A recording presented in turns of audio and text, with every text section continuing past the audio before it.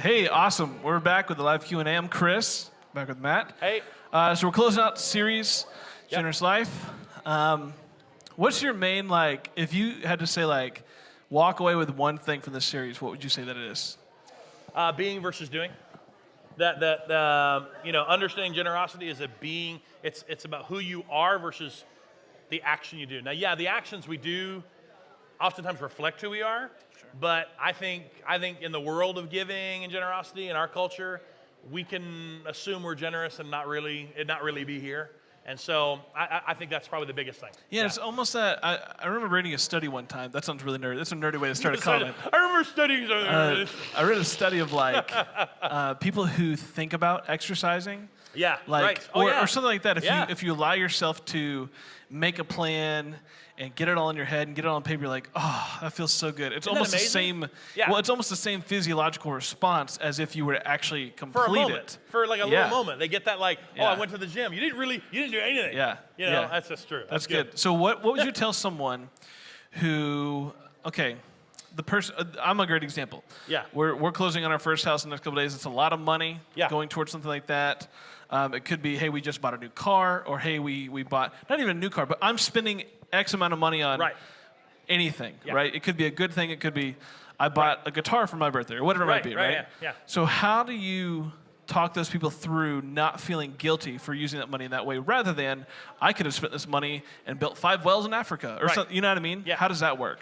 Yeah, that came between services. I would say, this is where I look at it. I felt like somebody taught this to me years ago, and I can't remember who, so if it's you, let me know.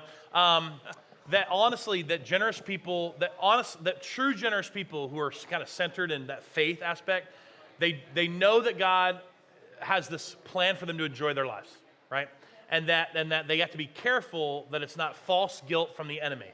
Now, every time I feel it kind of rise up in me that money could be used somewhere else, it's like, well, I do have to check myself. There is an aspect of me, wait a minute. Is my life still centered?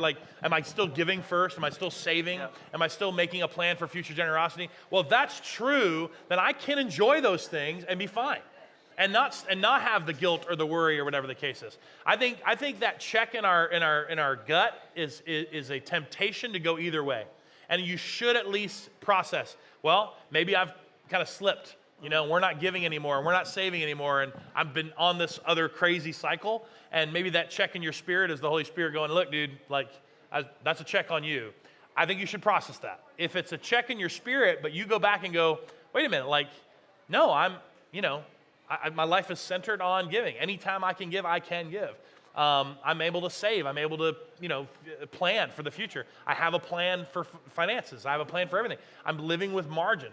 When you followed those things and you have joy and peace, when those false sense of guilt come, just reject it. Just know that that's the enemy trying to get in your head to get you to come off that path. The whole monk philosophy was never something I believe that we were called to. It was a man-made practice. Yeah, the whole monk and poverty theology. Yes. Absolutely, that was all man-made practice to say, we should live in squalor and poverty, and every dime goes. Hey, if you want to do that, if that's something you sacrifice to do, go do that. But not everybody's called to that, and I don't think God has ever said. Everything I read even this morning about enjoying your life, I think that is the full sense of being able to enjoy the life that we've been called to live. So, yeah, I think that's just it is a temptation that can go either way. Be able to process it properly and know what's a false sense of guilt versus a true conviction of the Spirit. Yeah, that's good. That's good. All right, last thing. Cool. What?